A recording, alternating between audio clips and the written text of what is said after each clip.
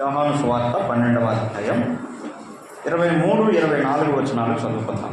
అందుకు యేసు వారితో ఇట్లనెను, మనిషి కుమారుడు మహిమ పొందవలసిన గడియ వచ్చి ఉన్నది. గోధుమ గింజ భూమిలో పడి చావకుండిన ఎడల అది ఒంటిగానే ఉండదు, అది చచ్చిన ఎడల విస్తారముగా ఫలించు. చిన్న ప్రార్థన చేసుకుని చిన్న ధ్యానం చేద్దాం. ప్రభువా, మీ వందనాలు తెలుసుకున్నాం. పల్లిలో మీ రక్తం ఇచ్చి సంపాదించిన సంఘమును బట్టి మీకు స్తుతులు చెల్లిస్తున్నాం. ప్రభువా, విశాలమైన స్థలం నుంచి అనేక మంది ప్రజలను ఈ సన్నిధికి తోడుకుని వస్తూ ప్రభువా మిమ్మల్ని హెచ్చించడానికి, కనపరచడానికి మీరు ఇస్తున్న కృపను బట్టి మీకు వందనాలు. చేరువచ్చిన మమ్మల్ని అందరినీ మీ వాక్యము ద్వారా దర్శించండి. నిలబడిన నిష్ప్రయోజకుడును బలహీనుడును నన్ను మీ కుమారుని సిలువ చాటును మరుగుపరిచేయండి.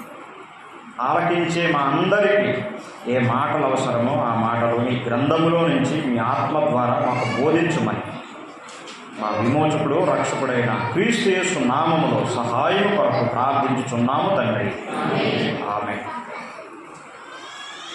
యోహాను సువార్తలో నుండి మనం ఒక 2 వచనాలు చదువుకున్నాం. ఆది కాండము నుండి ప్రకటన గ్రంథం వరకు ఉన్న 66 పుస్తకాలలో ఉన్నటువంటి ముఖ్యమైన అంశం ఏమిటంటే యేసు క్రీస్తు ప్రభు. ప్రతి పుస్తకములో ఉన్నటువంటి శ్రేష్టమైన విషయం ఏమిటంటే యేసు క్రీస్తు ప్రభు. యేసు క్రీస్తు ప్రభువు అనే పేరు కనుక మనం పుస్తకంలోంచి తీసివేస్తే ఏమీ ఉండదు గ్రంథంలో.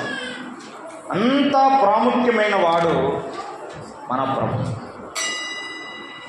నలుగురు సువార్తికులు, మత్తయి, మార్కు, లూకా, యోహాను, నలుగురు సువార్తికులు కూడా యేసు క్రీస్తు ప్రభు యొక్క జీవితాన్ని గురించి, ఆయన పరిచర్యను గురించి వ్రాస్తున్నారు. కానీ నలుగురు కూడా రాసిన విషయం ఒకటే, కానీ వేరువేరు రీతులుగా దేవుని ఆత్మ వారిని ఎలాగున ప్రేరేపించాడో అలాగున వారు రాసినట్లుగా సువార్తల్లో మనం గమనించగలం. మత్తయి రాసిన 28 అధ్యాయాలలో మనం ఏం గమనిస్తామంటే, ప్రభు అయిన యేసు క్రీస్తు రాజుగా ఆయన చిత్రిస్తూ యేసుక్రీస్తును అతడు ప్రజెంట్ చేసినట్లుగా మనం మత్తయి సువార్తలో చదువుతాం. వాళ్ళు అంటారు కదా జ్ఞానులు, హేరోదు రాజు దగ్గరికి వచ్చి యూదుల రాజుగా పుట్టినవాడు ఎక్కడ ఉన్నాడు అని అంటారు. కాబట్టి మత్తయి యేసు ప్రభుని రాజుగా మనకు ఆయన చూపిస్తాడు. రాజుగా ఉన్న యేసుక్రీస్తు ప్రభు మత్తయి సువార్తలో మనం చదువుతాం. ఇక మార్కు సువార్తలో యేసుక్రీస్తు ప్రభు సేవకుడుగా మనకు కనబడతాడు. మనుష్య కుమారుడు పరిచారము చేయించుకొనుటకు రాలేదు, కానీ పరిచారము చేయుటకు అనేకులకు ప్రతిగా తన ప్రాణాన్ని అర్పించడానికి వచ్చాడు అని మార్కు వ్రాస్తున్నాడు. కాబట్టి మార్కు యేసు ప్రభుని ఎట్లా చిత్రిస్తాడంటే ఆయన సేవకుడుగా లేక దాసుడుగా ఆయన చిత్రిస్తున్నాడు.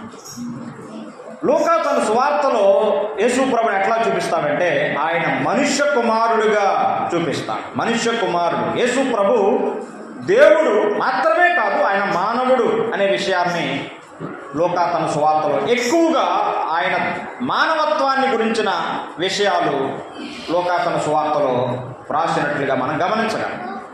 ఇప్పుడు మనం చదువుకున్న యోహాను సువార్త ఇంకా చాలా విశేషమైనది. ఎందుకు అంటే ఈ సువార్తలో ప్రభు అయిన యేసు క్రీస్తు దైవత్వాన్ని గురించి, ఆయన దేవుని కుమారుడు, ఆయన దేవుడు అనే విషయాన్ని ఈ సువార్తలో మనం ఎక్కువగా గమనించగలం.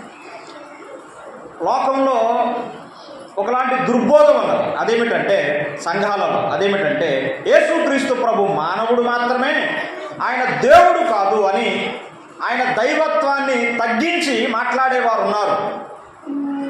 కానీ అది అసత్యం, అది అబద్ధం. యేసు ప్రభు ముమ్మాటికి ఆయన దేవుడు, దేవునితో సమానుడు అని దేవుని వాక్యమే చెప్తున్నది. అంచేత ఆయన దైవత్వాన్ని గురించి మనం గర్విని చెందాల్సిన అవసరం లేదు. ఆయన దేవుడు అని యోహాను తన సువార్తలో వ్రాస్తున్నాడు. మళ్ళా చెప్తున్నాను, మత్తయి ఏమో రాజుగా చెప్తున్నాడు, మార్కేమో సేవకుడిగా చెప్తున్నాడు, లూకా ఏమో మనుష్య కుమారుడిగా చెప్తున్నాడు, యోహానేమో యేసు ప్రభుని దేవునిగా చెప్తున్నాడు. యోహాను సువార్త చదివి పరివర్తన చెందిన వారు ఎంతోమంది ఉన్నారు.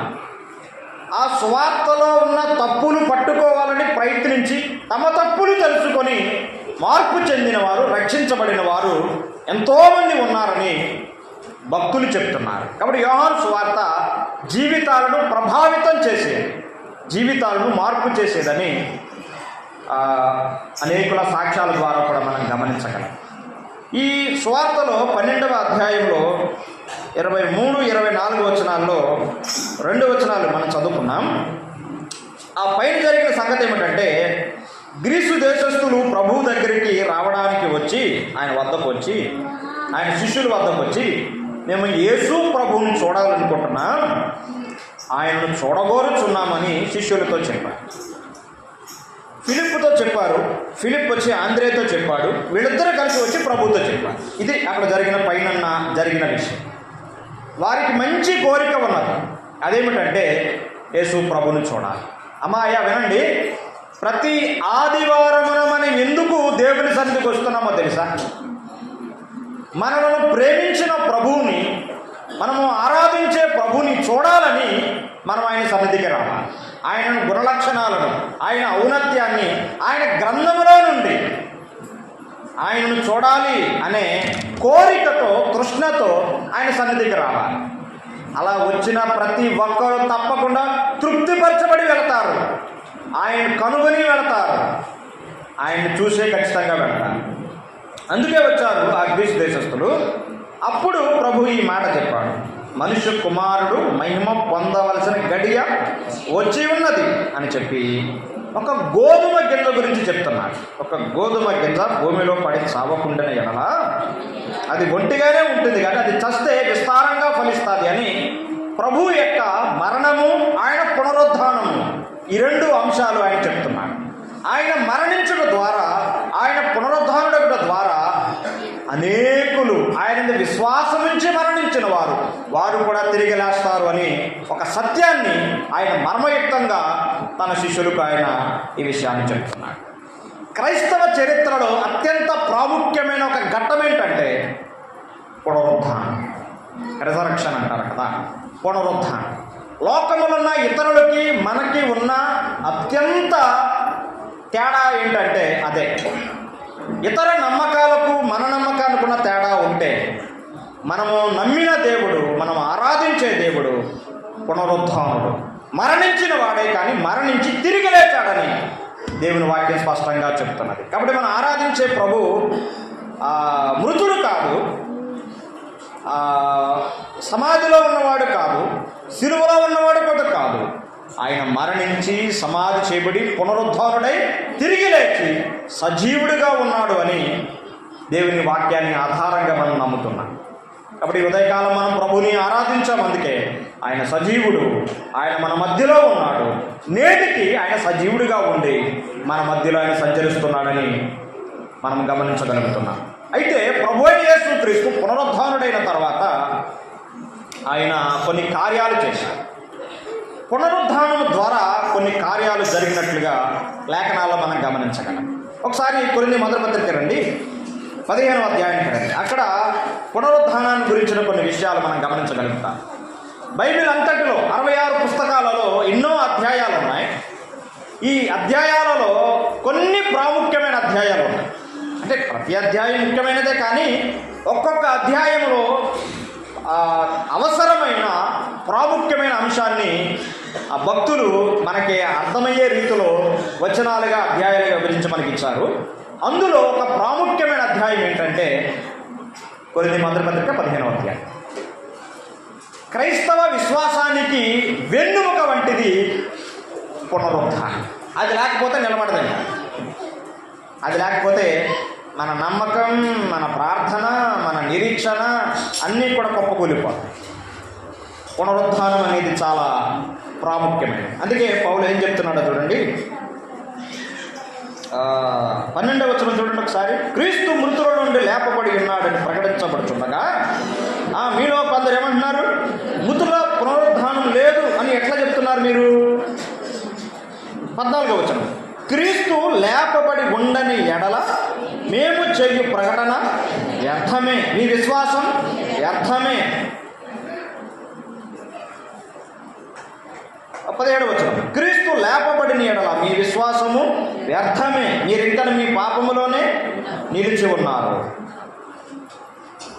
కాబట్టి క్రీస్తు మృతుడు కాదు, సమాధిలో లేడు, ఆయన పునరుద్ధానుడయ్యాడని దేవుని వాక్యం సెలవిస్తున్నది. 20వ వచనం చూడండి, ఇప్పుడైతే నిద్రించిన వారిలో ప్రథమ ఫలముగా క్రీస్తు మృతులలో నుండి లేపబడి ఉన్నాడు అని మనం చదువు. లూకా సువార్త 24లో మనం చదువుతాం, ఆయన ఇక్కడ లేడు, ఆయన లేచి ఉన్నాడని ఆ దేవదూతలు వచ్చిన శిష్యులతో చెప్పడం మనం వింటాం. ఆయన లేడు, ఆయన సమాధిలో లేడు, ఆయన లేచి ఉన్నాడని విషయం లూకా సువార్తలో మనం గమనించగలం. కాబట్టి మన ప్రభువైన యేసుక్రీస్తు ఆయన మృతుల్లోంచి లేపబడ్డాడు అని మనం చదువుతాం.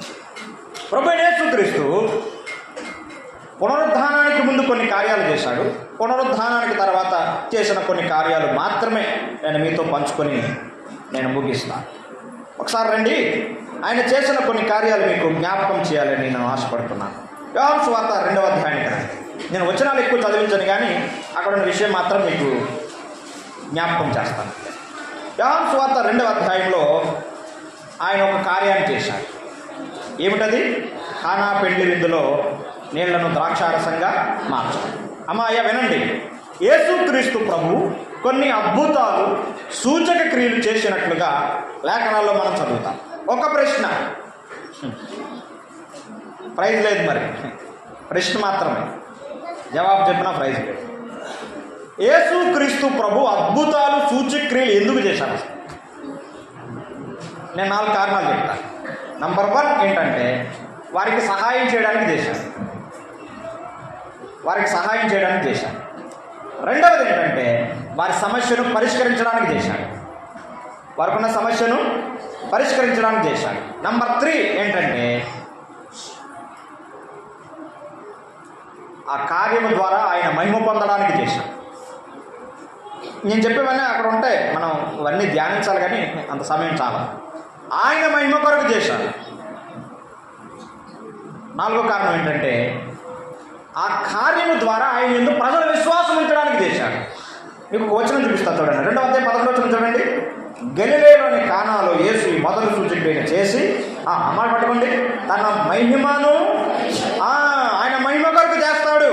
ఆయన అద్భుతాలు సూచక్రియలు కార్యాలన్నీ కూడా ఆయన మహిమ కొరకు చేస్తాడు.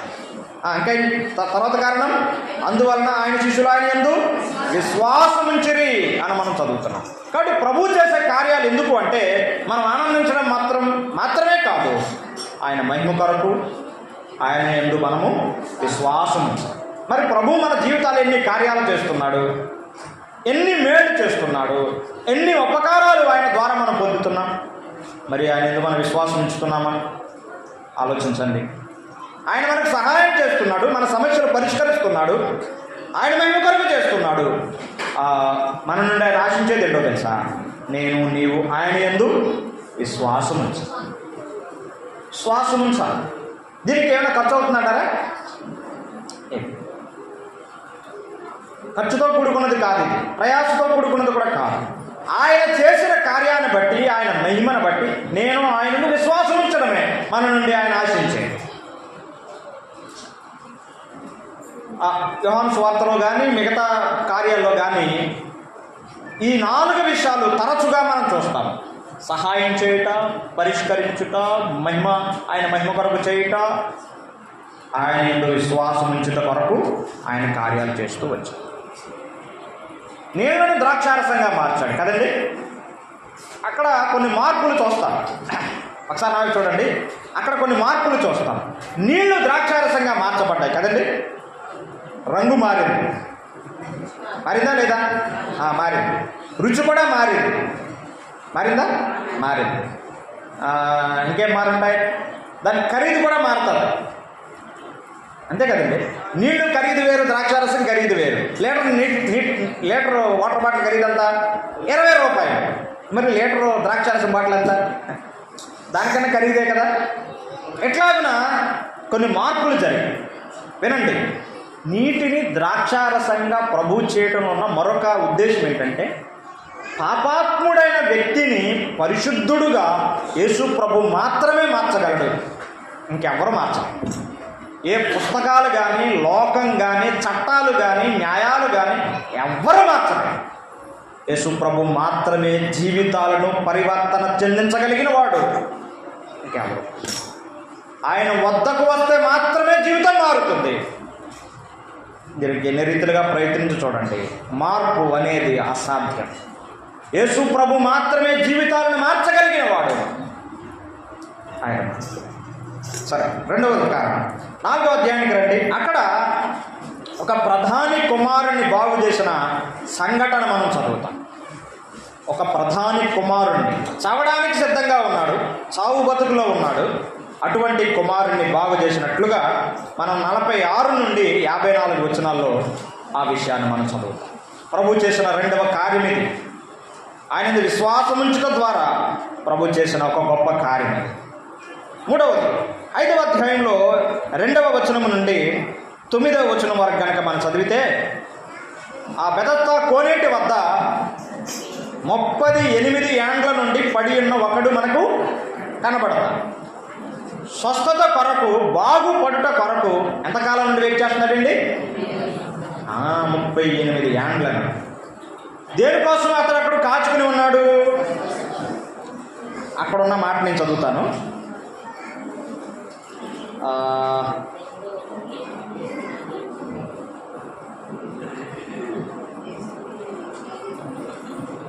చూడండి, 3-4 వచనాలు కలిసి ఉన్నాయి, నేను చదువుతున్నాను. ఆయా సమయంలో దేవదూత కోనేటిలోకి దిగి నీళ్లు కదిలించుట కలదు. నీళ్లు కదిలింపబడిన పిమ్మట మొదట ఎవడి దిగునో వాడు ఎట్టి వ్యాధి గలవాడైనను బాగుపడి. ఎందుకోసం కనబడతాడు అతడు? బాగుపడాలి. బాగుపడాలనే కోరికతో అతడు అక్కడ కనిపెడుతున్నాడు. దేవదూత వస్తున్నాడు, కోనేటిని కదిలిస్తున్నాడు. మొదట ఎవడో ఆ కోనేటిలోకి దిగుతాడో వాడు ఏ వ్యాధి కలిగినాడు అయినా సరే బాగుపడతాడు. వీడు లేవలేని స్థితిలో ఉన్నాడు, ప్రయత్నిస్తున్నాడు కానీ విఫలమైపోతున్నాడు. అంతకంటే వీడు వెళ్ళే లోపే వేరేవాడు దిగుతున్నాడు, వాడు బాగుపడుతున్నాడు. వీడు నిరాశతో మళ్ళీ వచ్చేసి అక్కడే ఆ మంటపంలోనే పడి ఉంటాడు. ఓ సమయం వచ్చింది, ప్రభువే వచ్చాడు వాడి దగ్గరికి.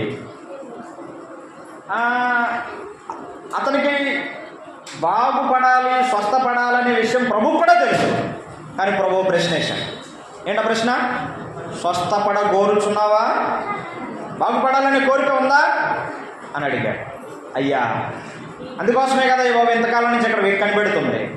నేను బాగుపడాలనుకుంటున్నాను కానీ నా వల్ల కావట్లేదు, ఇదిగో అని కదంతా చెప్పుకొచ్చాడు. సరే, నీ పొరపెత్తుకున్నాడు అన్నాడు. వెంటనే లేచాడు, పరిపెత్తుకుని నడిచాడు. 38 ఏండ్ల నుండి పడి ఉన్న వ్యక్తిని ప్రభు తన మాట ద్వారా బాగు చేశాడు.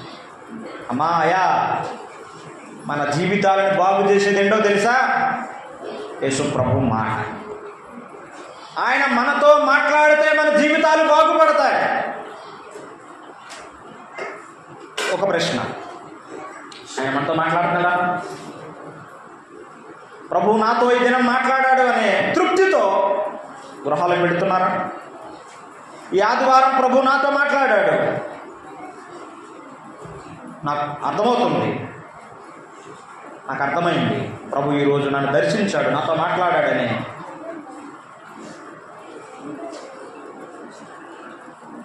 తృప్తితో వెళ్తున్నాను. ఆలోచించు. నాకు అర్థమైన సంగతి ఒకటి చెప్తున్నాను. మరి ఒక ఆదివారం ప్రభు మనతో మాట్లాడిన తర్వాత ఆ వర్తమానానికి మనం స్పందించకపోతే, ఆ వర్తమానంలో ప్రభు నాతో ఏం చెప్పడది చేయకపోతే, మరుసటి ఆదివారం ప్రభు మీతో ఏం మాట్లాడాలి? ఒక ఆదివారం విన్న వర్తమానాన్ని తప్పనిసరిగా మనం చేయడానికి మన శాయశక్తుల ప్రయత్నించాలి. ఉదాహరణ, మీకు 2 కుమారులు ఉన్నారు. పెద్దోడిని పిలిచారు, బాబు కొంచెం బాగా తలపోటుగా ఉందిరా, అమృతాన్ని బామ్మడి తీసుకురా, మందు సార్ పోయి అని చెప్పారు. అడన్నాడు, నేను వెళ్ళను, నేను పోను అన్నాడు. చిన్నవాడు పిలిచాడు, అన్న నువ్వైనా వెళ్ళరారా అని. వీడు పరుగు నేను తీసుకొచ్చి ఇచ్చాను. అది రాసుకున్నాడు కానీ ఇంకా తగ్గలేదు, ట్యాబ్లెట్ పడాల్సిందే. ఇప్పుడు ట్యాబ్లెట్ తీసుకురమని చెప్పాలి. ఇద్దరు ఎవరికి చెప్తారు మీరు? పెద్దవాడికి చెప్తారా, చిన్నవాడికి చెప్తారా? చిన్నోడికి కదా చెప్పేది, పెద్దోడికి ఎందుకు చెప్పరు? అంతకుముందు చెప్పారు అన్నాడు మాట విన్నవాడికే చెప్పేది. ఒకసారి మనం దేవుని వాక్యం విన్న తర్వాత దానికి తప్పనిసరిగా మనం స్పందించాల్సింది. ప్రభువా, నీవు నాతో ఈ మాట మాట్లాడాలి, ఈ ఒక్క మాట నేను చేయడానికి నాకు శక్తి నీకు, నా వల్ల కాదు, అది నీకు తెలుసు, కానీ నీ శక్తిని నాకు ఇవ్వని చెప్పి ఆయన శక్తి కొరకు, ఆయన కృప కొరకు మనం ఆధారపడాలి. అలా చేయడానికి ప్రభు సహాయం చేస్తాడు. దేవుని మాట ఆ వ్యక్తిని బాగు చేసి, కొనేరు కాదు, ఆ మంటపం కాదు, ప్రభు మాట బాగు చేసి ఎన్నో సంవత్సరాల నుండి లేవలేని స్థితిలో ఉన్న వ్యక్తిని ప్రభు తన మాట ద్వారా లేపి బాగు చేశాడు. అయ్యా అమ్మా, ఏ పాపంలో నీవు పడిపోయావు, ఎంత కాలం నుండి లేవలేని స్థితిలో పాపంలో నీవు పొర్లాడుతున్నావు, ఆలోచించు. అబ్బోవా, నేను పాపంలో పడిపోయాను, చిక్కుకుపోయాను, బయటికి రావాలనుకుంటున్నాను, నా వల్ల కావాలి, నాకు మీ కృప దయచేయండి, నా వల్ల సాధ్యం కావట్లేదు. చేయి చాపి మునిగిపోతున్న వ్యక్తి, నీటిలో మునిగిపోతున్న వ్యక్తి చేయి చాపి అరిచినట్లుగా, ప్రభువా నేను లేవలేకపోతున్నాను, నన్ను రక్షించుమని మన చేయి ఆయన చూపిస్తే చాలు, ప్రభు విడిపిస్తాడు. లేవలేని స్థితిలో ఉన్నటువంటి వ్యక్తిని ఎన్ని సంవత్సరాల నుండి, మనం ఎన్ని సంవత్సరాల నుంచి లేవలేని స్థితిలో ఉన్నామో చూసుకోండి.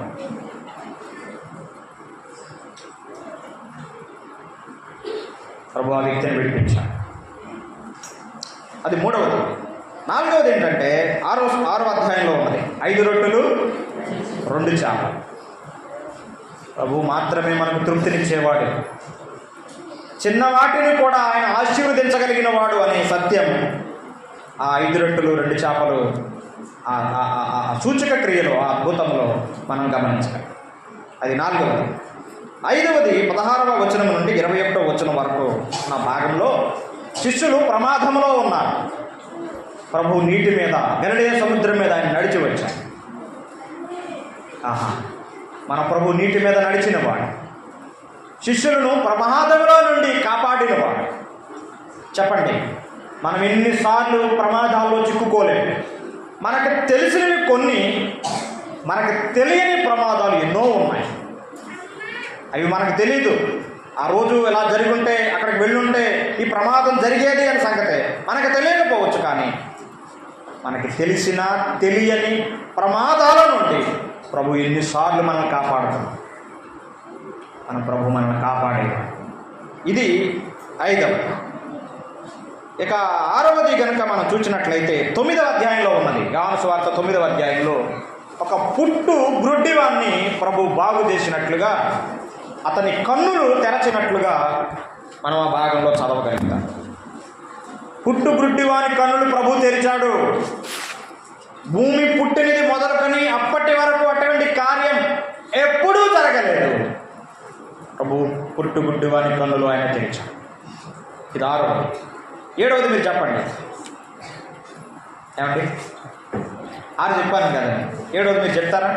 11వ అధ్యాయంలో ఉంది. చనిపోయిన లాజరును ఆయన ఎన్ని రోజులైన సమాధిలో ఉంచబడి, ఆ సహోదరులు అన్నారు, ప్రభా వద్దు, రాయి పొర్లించొద్దు, వాసన వస్తుంది, కంపు వస్తుంది, వద్దు అని అంటున్నారు. ప్రభు చెప్పాడు, నీవు నమ్మిన ఎడల దేవుని మహిమ చూస్తావు అని చెప్పాడు. మరణం మీద అధికారం కలిగిన వాడు, మరణం యొక్కయు పాతాళ లోకమయకు తాళపు చెవులు కలిగిన వాడు మన ప్రభు. మరణాన్ని ఓడించిన వాడు మన ప్రభు. ఆయనకి సంపూర్ణమైన అధికారం అన్నది మరణం. మన ప్రభు మరణాన్ని గెలిచిన వాడు కదా. మరణించిన లాజరును ప్రభు బ్రతికించాడు.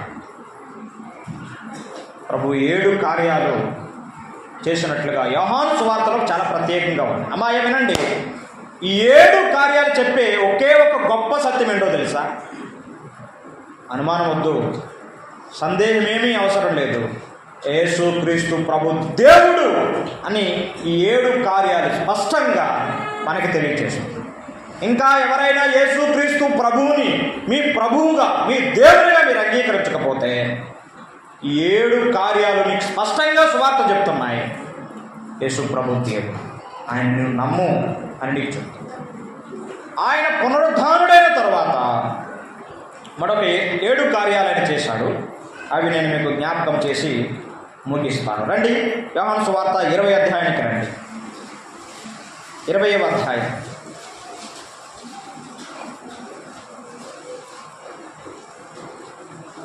సహాయకరకు ఒక వచనం చదువుతాను, చూడండి. మొదటి వచనం చూడండి, 21. ఆదివారమున ఇంకను చీకటిగా ఉన్నప్పుడు మగ్దలేనే మరియ పెందలకడ సమాధి యొద్దకు వచ్చి చూచెను. కదండి, ఎవరండి ఈమె? మగ్దలేనే మరియ. 7 దెయ్యాలు పట్టినయమని, 7 దెయ్యములు పట్టిన స్త్రీ ఈమె. ఒక దెయ్యమే కష్టం మనకి. 7 దెయ్యాల సంగతి అంటే చూడండి ఎంత బాధపడి ఉంటుందో. అమ్మో, 7 దెయ్యాలు పట్టిన ఈమెని, ఆమె ఎంత క్షోభకు గురై ఉంటుందో. అటువంటి స్త్రీని ప్రభు బాగు చేశాడు. ప్రభు ద్వారా ఎంతో మేలు పొందిన సహోదరి ఈమె. ప్రభు చనిపోయాడు, సమాధిలో పెట్టారు. ఆదివారం ఆయన చెప్పాడు, నేను తిరిగి లేస్తానని చెప్పాడు, కానీ వీళ్ళు సరిగా నమ్మలేదు. ఆయనకి సుగంధ ద్రవ్యాలు అన్నీ తీసుకుని పెందలకడనే సమాధి యొద్దకు వచ్చి, అమ్మా అయ్యా వినండి, ప్రేమతోనే నేను చెప్తున్నాను. మనము ప్రతి ఆదివారము నియమించబడిన సమయానికి దేవుని సన్నిధికి రావాలి. పెందలకడ అనట్లేదు నేను, నియమించబడిన సమయానికి రావాలి. మనము ప్రభుని ఆరాధిస్తున్నాం కదా. అందులో ఉన్న మరొక సంగతి ఏమిటంటే, మనం సమయానికి రావడం కూడా ప్రభుని ఆరాధించడంలోని ఒక ప్రాముఖ్యమైన సంగతి. ఎవరైతే ప్రభువుని ప్రేమిస్తారో వారి సమయానికి వస్తారు. ఆరాధన మన సమయాన్ని కోరుతుంది. నిర్లక్ష్యపు వైఖరి, నిర్లక్ష్యపు ధోరణి ఎన్నడూ మంచిది కాదు. అది ఏం చెప్తుందంటే ప్రభు పట్ల ఉన్న మన నిర్లక్ష్యపు స్వభావాన్ని చెప్తుంది. ఎప్పుడైనా ఆలస్యం అవుతారు, అది వేరే సంగతి. పనులు, అనారోగ్యం, బలహీనత, చుట్టాలు, అవి వేరే కారణాలు. కానీ ప్రతి ఆదివారం ఆలస్యం కావడం అనేది నిర్లక్ష్యమే. అదేం చెప్తుందంటే అసలు మనకు ప్రభు పట్ల ఏం గౌరవం లేదు, పర్వాలేదులే, ఏం కాదులే అన్నట్టుగా మనం భావించాం. అది సరికాదు. మనం ఖచ్చితంగా నియమించబడిన సమయానికి రావాల్సింది. మరి ఎప్పుడు వచ్చిందండి? పెందలకడే వచ్చింది. ఎక్కడికి వచ్చిందామె? సమాధి యొద్దకు వచ్చింది. మన సమాధి దగ్గరికి రాదు, మన సమాధి దగ్గరికి కాదు వచ్చేది, సజీవుడైన ప్రభువు దగ్గరికి వస్తున్నాం. మనం ఎంత త్వరగా రావాలి మరి? సుగంధ ద్రవ్యాలు పూయాలి, ఆయన శరీరాన్ని అలంకరించాలనే ఆ కోరికతో ఆమె బయలుదేరి వచ్చింది. మనమేమో నన్ను ప్రేమించి రక్షించిన నా ప్రభువుని నేను మనసారా ఆరాధించాలి, ఆయన హెచ్చించాలి, ఆయన ఘనపరచాలి, ఆయన కొనియాడాలి, ఆయన పూజించాలనే కోరికతో మనం త్వరపడి ఆయన సన్నిధికి వచ్చి మనం ప్రభువుని ఆరాధించాలి.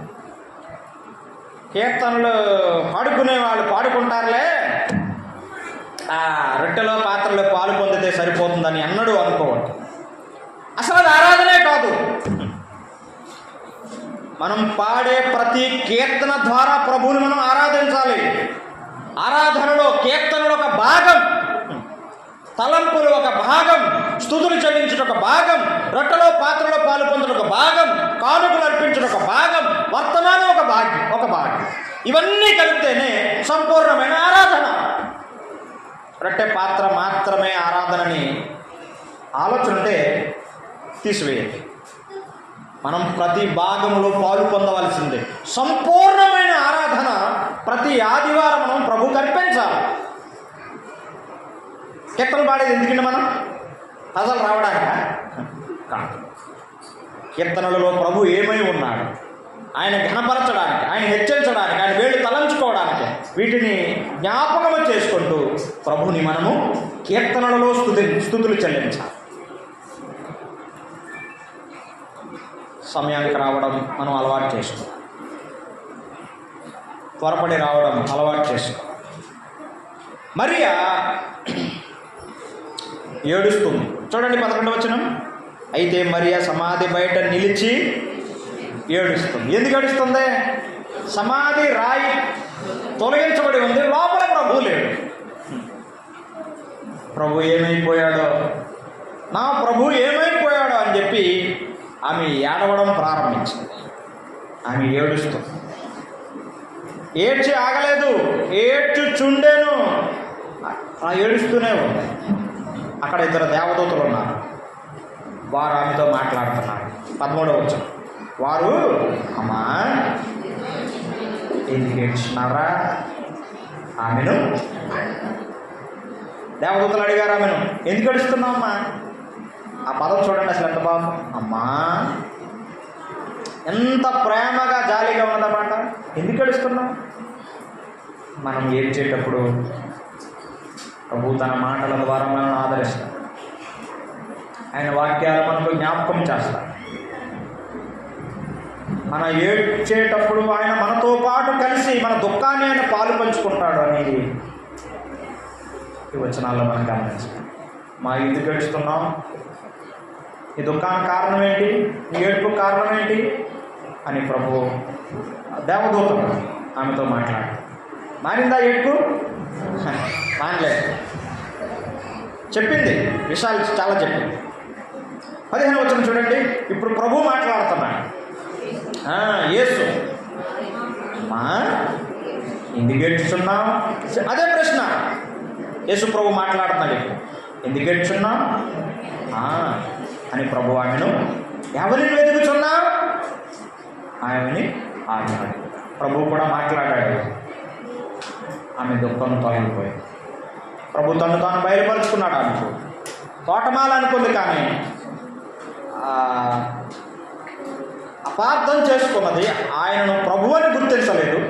కానీ ఎప్పుడు గుర్తించిందో చూడండి. 16వ వచనం. యేసు ఆమెను చూచి అయ్యా అని పిలిచి, ఆ మాటతో ఆమె కళ్ళు తెరవబడ్డాయి. ప్రభువును గుర్తించింది. రబ్బుని, గొప్ప బోధకుడా. దుఃఖం ఎగిరిపోయింది. యేసు ప్రభు పునరుద్ధానుడైన తర్వాత దుఃఖములో ఉన్న మగ్ధలేని మరి యొక్క దుఃఖాన్ని ప్రభువు తొలగించాడు. మన దుఃఖాన్ని ప్రభు మాత్రమే తొలగించగలిగినవాడు. కొన్నిసార్లు మన అన్నదమ్ములు, మన అక్క చెల్లెండ్రు, మన కుటుంబీకులే మనకు దుఃఖాన్ని కలిగించేవారుగా ఉంటారు. కానీ మన ప్రభువు మన దుఃఖాన్ని తొలగించేవాడు. తన మాట ద్వారా మరియా అని పిలిచాడు. ఎన్నిసార్లు ప్రభు తన వాక్యము ద్వారా నిన్ను పిలిచి నీతో మాట్లాడలేదు? నీ దుఃఖాన్ని ఆయన తొలగించలేదు? ఆలోచించు. ఆమె దుఃఖం తొలగించబడింది. ఇప్పుడు ఆమె ఏడుస్తుందా? లేదు, ఆమె ఏడవట్లేదు. ఆమె ఏం చేసిందో తెలుసా? ఆమె దుఃఖం తొలగిపోయిన తర్వాత, నేను ఒక వచనం చదువుతున్నాను చూడండి. మార్క్స్ వార్త 16:9 వచనంలో ఉన్నది. 16:10 వచనం. ఆయనతో ఉండిన వారు, అంటే ఆయన శిష్యులు దుఃఖపడి ఏడ్చుచుండగా ఆమె వెళ్ళి ఆ సంగతి వారికి తెలియదు. దుఃఖములో ఉన్నవారి వద్దకు వెళ్ళి, ఈమె దుఃఖం తొలగిపోయిన తర్వాత ఈమె ఏం చేసిందంటే దుఃఖములో ఉన్నవారి వద్దకు వెళ్ళింది. శిష్యుల దగ్గరికి వెళ్ళి వాళ్ళకి చెప్పింది, సోదరులారా ఏడవకండి, దుఃఖపడకండి, మన ప్రభువు లేచాడు, నాకు కనబడ్డాడు, నాతో మాట్లాడాడు, ఈ విషయాన్ని మీతో చెప్పమన్నాడు అని ఆమె చెప్పింది. వారు నమ్మలేదని ఉందా? వారు నమ్మలేదని. కానీ ఆమె చేయాల్సిన పని, ఆమె బాధ్యతను ఆమె నెరవేర్చింది. మన ప్రభు మన దుఃఖాన్ని తొలగించేవాడు. మగ్ధలేని మరి యొక్క దుఃఖాన్ని ప్రభు తొలగించాడు. సరే, త్వరగా వెళ్తాం. చూడండి 20 అధ్యాయానికి రండి ఒకసారి. మళ్ళా యోహాను సువార్త 20వ అధ్యాయం 19 నుంచి 23 వచనాలలో ఉన్న భాగంలో ఏం జరుగుతుందంటే, శిష్యులందరూ కూడా యూదులకు భయపడి తలుపులన్నీ బంధించేసుకుంటారు. అమ్మో మనల్ని కూడా సిరివేస్తారేమో, మనం కూడా శ్రమ పెడతారని చెప్పి యేసు ప్రభు శిష్యులు నమ్మిన వారు ఒక గదిలో ఉండి తలుపులు బంధించేసి లోపల ఉన్నారు. బిక్కుబిక్కుమంటూ వారు భయంతో ఉన్నారు. భయము బయటికి కనిపించేది కాదు, లోపల ఉండేది. చుట్టూ తలుపులు మూసివేసిన, బంధించిన, లోనున్న మన భయాన్ని మాత్రం తొలగించలేదు. ప్రభు ప్రత్యక్షమయ్యాడు. ప్రభు వారితో మాట్లాడాడు. వారిలో ఉన్న భయాన్ని కూడా ఆయన తొలగించాడు. దుఃఖాన్ని తొలగించిన వాడు ప్రభువు, మగ్దలైన మరి యొక్క దుఃఖాన్ని. ఇప్పుడు రెండవదిగా శిష్యుల మధ్యలో ఆయన ప్రవేశించి వారితో మాట్లాడి వారి యొక్క భయాన్ని కూడా ఆయన తొలగించాడు. ఒక వచనం చూడండి, 20వ అధ్యాయం 20వ వచనం చూడండి. ఆయన అలాగూ చెప్పి వారికి తన చేతులను ప్రక్కను చూపగా శిష్యులు ప్రభువును చూచి, ప్రభువు ద్వారానే సంతోషం, పరిస్థితుల ద్వారా కాదు, పరికరాల ద్వారా కూడా కాదు, ప్రభువు చూచుట ద్వారా మాత్రమే సంతోషం. వారి భయాన్ని తొలగించాడు, వారికి సంతోషం ఇచ్చాడు, 21లో సమాధానం కూడా దయచేశాడని మనం చదువుతాం. మన ప్రభు మన భయాలను తొలగించాడు. అమ్మాయ, ఏ భయం చేత మనం పీడించబడుతున్నామో ఆ భయము నుండి మనం విడిపించగలిగిన వాడు మన ప్రభు మాత్రమే. ఎబ్రీ పత్రిక 2వ అధ్యాయం 14-15 వచనాల్లో మానవుడికి ఉన్న అత్యంత పురాతనమైన ఒక భయాన్ని గురించి భక్తుడు రాస్తున్నాడు. అదే మరణ భయం. ప్రతి మానవుడు కూడా మరణ భయం చేత పీడించబడుతున్నాడు. ఆ మరణ భయాన్ని నుండి విడిపించగలిగిన వాడు, మరణాన్ని జయించి తిరిగి లేచిన యేసుక్రీస్తు ప్రభువని ఆ పత్రికలో మనం గమనించగలం. ప్రతి మానవునికున్న భయాలను ఆయన తొలగించగలడు. ఆయన దుఃఖాన్ని తొలగించిన వాడు, ఆయన భయాన్ని కూడా తొలగించినవాడు. 24, 25, 26 ఆ వచనాలు యోహాను సువార్తలో కానీ మనం చదివినట్లయితే అక్కడ మరొక సందర్భాన్ని మనం చూస్తాం. అదేమిటంటే, శిష్యులందరికీ ఆయన ప్రత్యక్షమయ్యాడు, ఆయన కనిపించి వెళ్ళిపోయాడు. ఆ సమయంలో తోమా లేడు వారితో పాటు. తోమా తర్వాత వచ్చాడు. ఎక్కడికి వెళ్ళాడో తెలియదు, వివరాలు రాయబడలేదు. మరి ఆ తర్వాత వచ్చిన తర్వాత శిష్యులందరూ తోమాతో చెప్పారు, ఎక్కడికి వెళ్ళిపోయా, ప్రభు వచ్చాడు, మేము ఆయన చూసాము అని వారి సంతోషాన్ని తోమాతో పంచుకుంటే తోమా ఏమంటాడు, నేను చెప్పేదంత అబద్ధం, అసలు నేను నమ్మను. ఆయన చేతుల్లో నా చెయ్యి పెట్టి ఆయన ప్రక్కలో నా చేయించుతేనే కానీ నేను నమ్మను. అపనమ్మిక, అవిశ్వాసం అతనిలో ప్రవేశించింది. అతని కోసం ప్రభు మరలా ప్రత్యక్షమయ్యాడు. తమ దగ్గరికి వచ్చాడు. ఇదిగో నా చేతులు, ఇదిగో నా ప్రక్క, చేయి ఉంచి అవిశ్వాసివి కాక విశ్వాసివై ఉండుము. తోమాలో ఉన్న అవిశ్వాసాన్ని కూడా ప్రభు తొలగించాడు. మగ్దలైన మరియలో ఉన్న దుఃఖాన్ని తొలగించాడు. శిష్యులలో ఉన్న భయాన్ని తొలగించాడు. తోమాలో ఉన్న అవిశ్వాసాన్ని కూడా ప్రభువు తొలగించాడు. వెంటనే తోమా అన్నాడు, నా ప్రభువా నాదే. చేతుల్లో గాయాలు చేయి ఉంచాడో లేదో తెలియదు మనకి, ప్రక్కలో చేయి ఉంచాడో లేదో మనకి తెలియదు, కానీ అతడు వెంటనే అన్న మాట ఏంటంటే, నా ప్రభువా నాదే. అమాయా, అవిశ్వాసమే అత్యంత భయంకరమైన పాపం. మీరే పాపం చేయకపోవచ్చు, మీరు చాలా మంచివారై ఉండొచ్చు, కానీ యేసుక్రీస్తునందు విశ్వాసం ఉంచకపోవడమే పాపం. నేను చెప్పట్లేదు, బైబిల్ చెప్తుంది. మీకు కావాలంటే చూపిస్తాను, చూడండి. యోహాను సువార్త 8వ అధ్యాయంలో ఉన్నదన్నమాట. 8:24 కాగా మీ పాపంలోనే ఉండి మీరు చనిపోదని మీతో చెప్తుని, నేను ఆయనని మీరు విశ్వసించని ఎడల మీరు మీ పాపంలోనే ఉండి చనిపోదని వారితో. అర్థమైందా? అవిశ్వాసమే పాపం. యేసుక్రీస్తునందు విశ్వాసం ఉంచకపోవడమే పాపం. ఇంకెవరైనా పాపంలో నిలిచి ఉన్నట్లయితే ఈ మధ్యాహ్నం యేసుక్రీస్తు ప్రభునందు విశ్వాసం ఉంచండి, ఈ పాపాలు ఒప్పుకోండి, ఆయన తప్పక క్షమిస్తాడు. పాపాలో ఉన్న అవిశ్వాసాన్ని కూడా ప్రభు తొలగించాడు. అది 3వ సంగతి. 4వ సంగతి యోహాను సువార్త 21వ అధ్యాయంలో 1 నుంచి 14 వచనాల్లో మనం చదువుతాము. శిష్యులు వెనకడుగు వేసినట్లుగా భాగంలో మనం చదువుతాం. యేసు ప్రభు పునరుద్ధానుడు అయ్యాడు, వాళ్ళకి తాను కనబరుచుకున్నాడు. శిష్యులు ఉన్నటువంటి పేతురు మొట్టమొదటిగా ఒక మాట అన్నాడు, మరి నేను చేపలు పట్టడానికి వెళ్ళిపోతున్నాను అని చెప్పాడు. చేపలు పట్టడానికి పోతాను అన్నాడు. మిగతా వారు కూడా అన్నారు, సరే మేము కూడా అట్లాగే చేపలు పట్టడానికి వచ్చేస్తాం. మళ్ళీ ఎందుకు పిలిచాడు ప్రభు? చేపలు పట్టడానికి. మనుషులు బట్టే జాలలుగా మేము చేస్తానని ప్రభు వారిని పిలిచాడు. ఇప్పుడు మళ్ళీ ఏమంటున్నారు వీళ్ళు? మేము చేపలు పట్టడానికి పోతామని. 3.5 సంవత్సరాలు ప్రభు తనతో తిప్పుకొని తర్ఫీదునిచ్చి వాక్యం నేర్పి స్వార్థ గురించిన విషయాలు వారికి అర్థమయ్యేటట్లుగా బోధించి ఎంత చేసింది చేపలు పట్టడానికి. చేపలు పట్టడానికి వెళ్ళారు, ప్రయాసపడ్డారు, ఒక చేప కూడా పడలేదు. అంటే ప్రభువుని విభేదించి వెళ్ళిపోతే, ప్రభువుకి అవిధేయత చుట్టూ వెళ్ళిపోతే మనం ఏమైనా సంపాదించగలమా? మనం ఏదైనా సాధించగలమనుకుంటున్నారా? ఏమి జరగదు. ప్రభు చిత్తానికి విరోధంగా మనము చేసే ఏ కార్యం కూడా సఫలం కాదు, విఫలమవుతుంది. ప్రభు ఒడ్డున ఉన్నాడు, వీళ్ళు ఉసూరుమంటూ వచ్చి ఆ దోణిలో ఒడ్డుకు వస్తున్నాడు. ప్రభు అన్నాడు, పిల్లలారా మీ దగ్గర ఏమైనా ఉందా తినడానికి అన్నాడు. ఏమీ లేదన్నాడు. మీ దగ్గర ఉన్న వల కుడి ప్రక్కన వేయండి అన్నాడు. కుడి ప్రక్కన వల వేశారు. 153 గొప్ప చేపలు పడ్డాయి. వల లేకపోయారు. వాళ్ళు గొప్ప చేపలు పడ్డాయి కానీ వల పెగలలేదు అని వ్రాయబడింది. యేసు ప్రభు సృష్టికర్త. చేపలు ఆయన మాట వింటాయి. ఏ ప్రక్కకు వెళ్ళమంటే ఆ ప్రక్కకు వెళతాయి. ఎడమ చేతికి వెళ్ళండి అని చెప్పాడు అనుకోండి, ఆయన ఎడమ చేతికి వెళ్ళి నించుంటాయి చేపలు.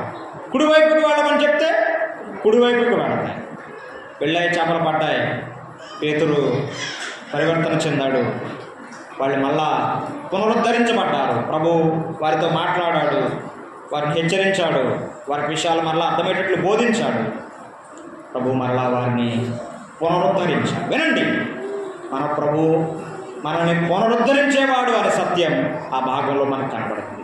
మనం వెనకడుగు వేస్తే ఆయన మనం విడిచిపెట్టేవాడు కాదు, మనల్ని వదిలేసేవాడు కాదు.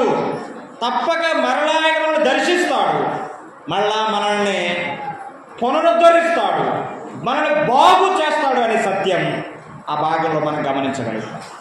ఒకవేళ ప్రభువు నమ్మి వెనకడికి వేసిన వాళ్ళు ఎవరైనా ఉన్నారా? వెనక్కి జారిపోయిన వారు, వెనుదిరిగిన వారు ఉన్నట్లయితే ప్రభు మీతోనే మాట్లాడేది. వెనుదిరిగిన వారి ద్వారా, వెనకడికి వేసిన వారి ద్వారా ప్రభుకి ఏ మహిమ ఉండదు, ఏ సంతోషం కూడా కలగదు. మనం ముందుకే వెళ్ళాల్సిన వారం ఆగిపోవడం, వెనకడికి వేయడం అనేది మంచి సంగతి కాదు. ప్రభు తప్పక మనల్ని దర్శిస్తాడు, ఆయన పునరుద్ధరిస్తాడు అని దేవుని వాక్యం సెలవిస్తున్నాడు. ఇది 4వ కారణం. 5, 6, 7 త్వరగా నేను చెప్పేసి ముగిస్తాను. చూడండి, 24వ అధ్యాయానికి రండి. లూకాసు వార్త 24వ అధ్యాయం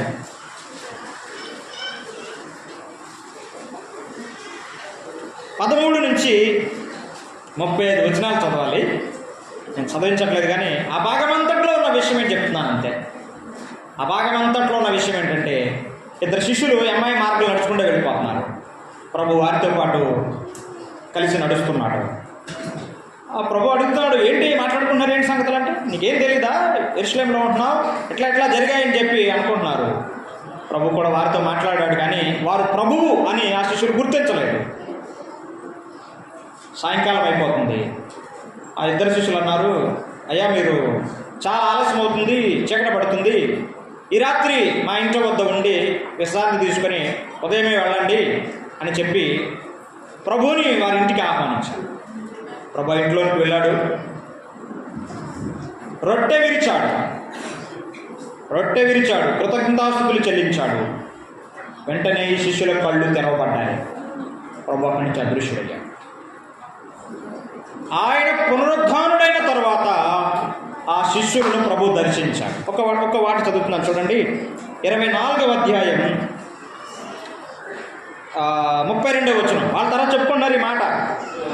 అప్పుడు వారు, ఆయన త్రోవలో మనతో మాట్లాడుచు లేఖనములు మనకు బోధపరుచుచున్నప్పుడు మన హృదయము మనలో మండుచుండలేదా అని ఒకరితో ఒకడు.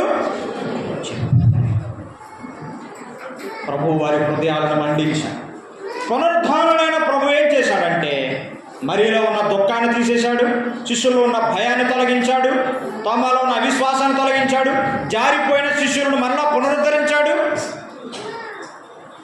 చల్లారిపోయినటువంటి శిష్యులను, ఇద్దరు శిష్యులను, వారి హృదయాలను ప్రభు మండించాడు. ఏం మండించాడు? హృదయాలను మండించాడు. హృదయాన్ని ఎందుకు మండించుంటాడు? ఏమండి, హృదయాన్ని ఎందుకు మండించి ఉంటాడు? సామెతల గ్రంథం 4వ అధ్యాయంలో ఆఖరి వచనాల్లో జ్ఞాని అయిన సొలొమోను ఇలా చెప్పాడు, కాబట్టి అన్నిటికంటే ముఖ్యంగా నీ హృదయమును భద్రముగా కాపాడుకొను అని చెప్పాడు. కొన్నిటికంటే కాదు, అన్నిటికంటే ముఖ్యంగా దేన్ని కాపాడుకోమన్నాడు? ఆ హృదయాన్ని భద్రంగా కాపాడుకోగలిగితే మిగతావన్నీ కాపాడుకున్నట్లే. హృదయాన్ని కాపాడుకోలేకపోయామనుకోండి, ఇంకేమీ కాపాడుకోలేము. కాబట్టి అత్యంత ప్రాముఖ్యమైన అవయవం ఏంటంటే హృదయం. అందుకే ప్రభు ఏం చేశాడంటే హృదయాన్ని మండించాడు. హృదయం మండితే ఏం జరుగుద్ది? శరీరంలో ఉన్న అవయవాలన్నీ కూడా మండించబడతాయి. వారు చల్లారిపోయారు, విశ్వాసంలో భక్తిలో చల్లారిపోయారు. ప్రభువు వారిని దర్శించి తన వాక్యము ద్వారా, తన లేఖనాల ద్వారా ఆ శిష్యులు ఏం చేశాడు? వారి హృదయాలను మండించి, అమ్మా అయ్యా మండుతున్నామా, చల్లారిపోయామా, మండుతున్నామా, ఆరిపోయామా ఆలోచించాలి. బాప్తిస్మం యోహాను గురించి మనం చదువుతాం, అతడు మండుచు ప్రకాశించుచున్న దీపము అని మనం చదువుతాం. మనం మండాలి, మనం ప్రకాశించాలి అని దేవుని వాక్యం సెలవిస్తున్నది. మండుతున్నామా, ఆరిపోయామా? ప్రభు లవోదికా సంఘంతో మాట్లాడుతూ ఇట్లా చెప్తున్నాడు, నువ్వు చల్లగానైనాను వెచ్చగానైనా ఇలా వెలగన్నా, నువ్వు వెచ్చగా ఉన్నావు. అబ్బా, నాకు అది చాలా సహజమైనది, నా నోటను ఉమ్మి వేయాలనుకుంటున్నానని చెప్తున్నాడు. దేవుడు అసహించుకునే అత్యంత హేయకరమైన స్థాయి ఏదైనా ఉందంటే ఆ నులివెచ్చని స్థితి. అట్లా కాదు, మనం మండాలి. మనల్ని మండించేది ఏంటి? దేవుని వాక్యమే. దేవుని వాక్యమే మనల్ని మండించేది. అక్కడ ఉన్నది ఆయన మనతో మాట్లాడుచుండగా, ఆయన మాట్లాడటం అర్థమేంటి మరి? అప్పుడు ప్రభు వారితో నేరుగా ఉండి మాట్లాడాడు. ఇప్పుడు మనతో ఆయన వాక్యము ద్వారా, ఆయన లేఖనాల ద్వారా మనతో ఆయన మాట్లాడుతూ మన హృదయాలను ఆయన మండిస్తాడు. ఆరిపోయాను, చల్లారిపోయాను, నులివెచ్చని స్థితిలో ఉన్నాను, నన్ను మండించవా ప్రభువా అని ప్రభు వైపు తిరిగితే ప్రభు మనల్ని మరలా మండిస్తాడు. ఆయన మనల్ని మండించేవాడు అనే సత్యం ఈ భాగం అంతట్లో మనం అర్థం చేసుకోగలం. 6వది రండి, లూకాసు వార్త 24వ అధ్యాయం 51వ వచనం చదువుతున్నాను చూడండి. వారిని ఆశీర్వదించుచుండగా ఆయన వారిలో నుండి ప్రత్యేకింపబడి పరలోకమునకు ఆరోహణుడు. ప్రభు వెళ్ళిపోతున్నాడు పరలోకానికి, ఆరోహణుడై. ఆయన ఇట్లా చెప్పాడు, ఆయన చేతులెత్తి వారిని ఆశీర్వదించి పరలోకానికి ఆరోహణుడు. ప్రభు ఆశీర్వదించి వెళ్ళిపోతున్నాడు. పునరుద్ధానుడైన ప్రభు తన ప్రజలను, తన శిష్యులను ఆయన ఆశీర్వదించాడు. మన ప్రభు మనల్ని ఆశీర్వదించేవాడు, మన శాపాన్ని తొలగించేవాడు, మన పాపాన్ని తొలగించేవాడు మాత్రమే కాదు, ఆయన మనల్ని ఆశీర్వదించేవాడు. ఎఫెసీ పత్రిక 1వ అధ్యాయం 3వ వచనం చదువుతాం. ఆయన కుమారుడైన యేసుక్రీస్తు ద్వారా పరలోక సంబంధమైన ప్రతి ఆశీర్వాదమును ఆయన మనకు అనుగ్రహించెను అని మనం చదువుతాం. ప్రభు మనల్ని ఆశీర్వదించాడు. ఆశీర్వాదం అంటే ఏంటి మరి? చాలామంది రకరకాలుగా అనుకోవచ్చు, కానీ అపోస్తుల కార్యాల గ్రంథం 3:26లో చెప్పాడు, దుష్టత్వము నుండి మళ్లించబడమే ఆశీర్వాదం అనే విషయాన్ని లోకాకు రాస్తున్నాడు అపోస్తుల కార్యాలు. పాపము నుండి మళ్లించబడమే, పాపాలు క్షమించబడమే, పాపములు కడిగివేయబడమే ఆశీర్వించబడ్డారా? పాపాలు క్షమించబడ్డాయా? యేసుక్రీస్తు రక్తములో మీ పాపాలు కడుక్కున్న అనుభవం ఉన్నదా? ఆలోచించండి. ఆయన ఆశీర్వదించి వెళ్ళిపోతున్నాడు. ఆ ఆశీర్వాదం నేటికి మన మీద ఇంకా నిలిచే ఉంది. అది మనం మర్చిపోకూడదు. మన ప్రభు మనల్ని ఆశీర్వదించేవాడు. ఆయన చేతులు మనల్ని ఆశీర్వదించాయి. మానవ చేతులు ఏమీ లేదు. గట్టిగా రుద్దితే మట్టే వస్తుంది. కానీ ప్రభు చేతులు ఆశీర్వదించే చేతులు. ఆ 2 రొట్టెలు 5 రొట్టెలు 2 చేపలు కూడా ఆయన ఆశీర్వదించాడు. 5,000 మంది కంటే ఎక్కువ మందికి ఆహారాన్ని ప్రభు పంచిపెట్టాడు. యేసు ప్రభు చేతులు ఆశీర్వదించే చేతులు. ఆయన చేతులకు మనం అప్పగించుకుంటే ఆయన మనల్ని ఆశీర్వాదకరంగా ఆయన మనల్ని మార్చేవాడు. చివరి సంగతి చెప్పి నేను ముగిస్తాను. రండి, మత్తయి సువార్త 28వ అధ్యాయం. యేసు ప్రభు పునరుద్ధానుడైన తరువాత మరి యొక్క దుఃఖాన్ని తొలగించాడు, శిష్యుల యొక్క భయాన్ని తొలగించాడు, తోమలోని అవిశ్వాసాన్ని తొలగించాడు. దిగజారిపోయిన, వెనుతిరిగిన, జారిపోయిన శిష్యులు మరలా పునరుద్ధరించాడు. చల్లారిపోయిన వారిని హృదయాలను మండించాడు. తన శిష్యులను ఆయన ఆశీర్వదించాడు. చివరి సంగతి చెప్పి నేను ముగిస్తాను. మత్తయి సువార్త 28వ అధ్యాయం 20వ వచనం చదువుతున్నాను. నేను మీకు ఏ సంగతులను ఆజ్ఞాపించుతునో వాడన్నిటినీ గైకొను వారిని వారికి బోధించుడి. ఇదిగో నేను యుగ సమాప్తి వరకు సదాకాలం మీతో కూడా ఉన్నానని వారితో వెళ్ళిపోతూ చివరిగా చెప్పిన మాట. నేను ఏ సంగతులు ఆజ్ఞాపించనో నేర్చుకోవాలని కాదు, రాసుకోవాలని కూడా కాదు, ఏం చేయాలని? గైకొనవలనని వారికి బోధించండి అన్నాడు. కాబట్టి మనకు బోధించబడే ప్రతి అంశం ఎందుకండి? గైకొనడానికి, పాటించడానికి, ప్రవర్తించడానికి, జీవించడానికి మాత్రమే మనకు బోధించబడే ప్రతి అంశం. వారికి బోధించండి అని చెప్పి, ఇదిగో నేను యుగ సమాప్తి వరకు సదాకాలం మీతో కూడా ఉంటాను అన్నాడా? కాదు, ఉన్నాను అని చెప్పాడు. అప్పుడు ప్రభు ఇప్పుడు ఎక్కడున్నాడు? ఆయన మనతో ఉన్నాడు. ఎబ్రీ పత్రిక 13వ అధ్యాయం 5వ వచనంలో చెప్పాడు, ఇదిగో నేను ఏమాత్రం నిన్ను విడివను, నిన్ను ఎన్నడూ ఎడబాయని ఆయనే చెప్పాను కదా. ప్రభు మనతో ఉన్నాడు. పునరుద్ధానుడైన ప్రభు పరలోకానికి ఆరోహణుడే వెళ్ళిపోయాడు. కానీ ఆయన ఆత్మరూపిగా పరిశుద్ధాత్మ దేవుడు ఆయన సహవాసం, ఆయన సన్నిధి మనతో ఉంచాడు. ఆయన మనతో ఉన్నాడు. మనల్ని ఒంటరిగా విడిచిపెట్టలేదు, మనల్ని అనాథలుగా విడవలేదు. ప్రభు మనతో అందరితో ఉన్నాడంటారా? మీకు ఒక వచనం చూపిస్తాను, మీరే తెలుసుకోండి. ఫిలిప్పీయులకు రాసిన పత్రిక 4వ అధ్యాయం 9వ వచనం. ఫిలిప్పీయులకు రాసిన పత్రిక 4వ అధ్యాయం 9వ వచనం. మరియు మీరు నా వలన ఏవి నేర్చుకుని అంగీకరించుతారో, నా యందు ఉన్నట్టుగా ఏవి వింటిరో, ఏవి చూచితురో అట్టి వాటిని చెయ్యుడి. అప్పుడు సమాధానకర్తయగు దేవుడు మీకు ఏమంటే అప్పుడు అని ఉంది కదా మీ బైబిల్లో. అప్పుడు అంటే ఎప్పుడు ఏమండి? అప్పుడు అంటున్నాడు. అప్పుడు అంటే మనము ఏవి వింటున్నామో, ఏవి నేర్చుకుంటున్నామో అట్టి వాటిని చేయుడి అన్నాడు. చేయుడు అంటే అర్థం ఏంటి? ఆరాధన మనం విన్నాం కదా, అది ఆజ్ఞ. మనం చేయాలి, అలా బ్రతకాలి, అలా జీవించాలి, అలా ప్రవర్తించాలి, అలా మసులుకోవాలి మనం. అప్పుడు దేవుని వాక్య ప్రకారంగా మనం జీవిస్తున్నప్పుడు ప్రభు మనతో పాటు. నేను ప్రభు నమ్ముకున్నాను కానీ దేవుని వాక్యానుసారంగా జీవించాలంటే నా ఇష్టం వచ్చినట్టు జీవిస్తాను, నాకు రావాలనుకున్నప్పుడు వస్తాను, నేను మానుకోవాలనుకుని మానుకుంటాను అన్నారనుకోండి, ప్రభు మనతో ఉంటాడంటారా? ప్రభు మనతో ఉన్నాడో లేదో మనకే తెలుసు, ఇంకెవరికీ తెలియదు. నేను దేవుని వాక్య ప్రకారంగా జీవించాలని నిర్ణయం చేసుకోవాలి. అప్పుడు ప్రభు నాతో పాటు. నేర్చుకోవడం కాదు, తెలుసుకోవడం కాదు, చేయుడు. అలా జీవించు. మొదట్లో చెప్పాను, అలా చేయడానికి ప్రభువే తన శక్తిని ఇస్తాడు, తన కృపనిస్తాడు.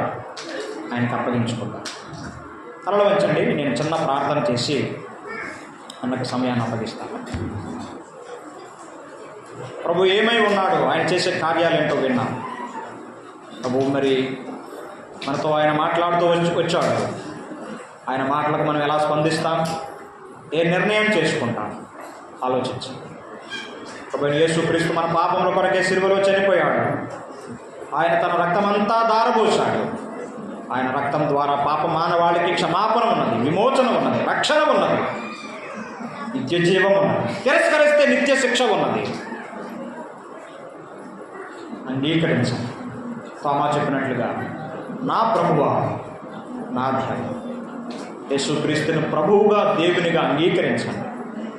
ఇంకా ప్రభువును అంగీకరించకుండా వాయిదాలు వేసుకుంటూ వెళ్ళిపోతుంటే, స్నేహితుడా, సహోదరుడా, సహోదరి, అమ్మాయా, ఈ మధ్యాహ్నం ప్రభువును అంగీకరించు. నీ పాపాలు ఆయన సన్నిధిలో ఒప్పుకో. ఆయన వద్ద నీకు క్షమాపణ ఉన్నది. ఆయన వద్దకు వస్తే నిన్ను ఆయన త్రోసివేయడు. తప్పక నిన్ను అంగీకరిస్తాడు. నీ పాపాలు క్షమిస్తాడు, రక్షిస్తాడు. నీ పేరు జీవగ్రంథంలో రాయబడు. లేదా నీ శిక్ష నీవే భరించి నిత్యాగ్నికి వెళ్ళాల్సి ఉంది. పరిశుద్ధ ప్రేమగల తండ్రి, మీకు స్తోత్రాలు చెల్లిస్తున్నాను. వల్లూరుపల్లిలో మీ రక్తం ఇచ్చి సంపాదించిన స్థానిక సంఘమును బట్టి మీకు స్తోత్రాలు చెల్లిస్తున్నాను.